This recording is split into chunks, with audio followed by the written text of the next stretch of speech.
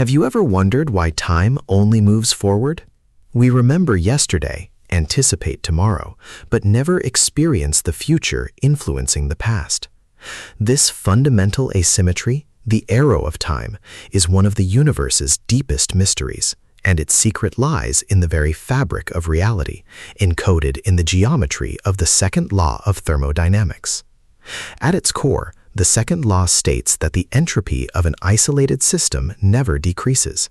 It always tends to increase or stay constant. Most often, we associate entropy with disorder.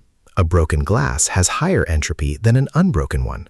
A diffused gas has higher entropy than a contained one. But this disorder is more profoundly understood through a geometric lens, revealing why change happens in only one direction. Imagine a system like a gas in a box. Each particle has a position and a momentum. A specific combination of all these positions and momenta for every particle defines a microstate of the system. The collection of all possible microstates forms an abstract space called phase space. Every point in this incredibly high-dimensional space represents a unique configuration of our system. Now consider macrostates. These are the observable properties we measure: temperature, pressure, volume. Many different microstates can correspond to the exact same macrostate. For instance, countless arrangements of individual gas molecules can result in the same overall pressure and temperature. This distinction is crucial. Here's where geometry enters. Different macrostates occupy regions of vastly different volumes in phase space.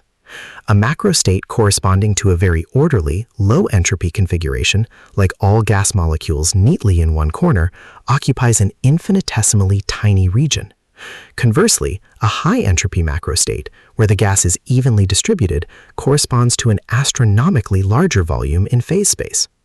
A system naturally evolves from microstates that are part of smaller phase space volumes to microstates that are part of larger phase space volumes. This isn't because of a mysterious force pushing it, but purely due to probability.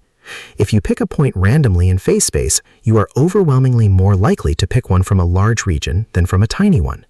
Systems simply explore the phase space available to them. This probabilistic tendency gives rise to irreversibility. When a system transitions from a low-entropy state to a high-entropy state, it moves from a tiny region in phase space to an enormous one. The chances of it spontaneously reversing this process, finding its way back to that incredibly specific tiny initial region, are astronomically small, effectively zero for macroscopic systems. This is why time moves forward. It is simply following the path of greatest probability through phase space. The initial low-entropy state of our universe, often attributed to the Big Bang, is what set this cosmic clock ticking. Without this highly ordered starting point, there would be no preferred direction for entropy to increase, and consequently, no discernible arrow of time. The expansion of the universe itself plays a role, constantly increasing the available phase space. So the forward march of time isn't a fundamental force, but a statistical consequence of the universe's initial conditions and the sheer geometry of possibility. Time flows from the improbable to the probable, from the constrained regions of phase space to the vast encompassing regions of higher entropy. Understanding the second law through this geometric lens reveals that time's direction is a manifestation of the universe's journey towards states of overwhelming statistical likelihood. It's a journey from rarity to ubiquity, driven by the numbers and the immense hidden dimensions of phase space.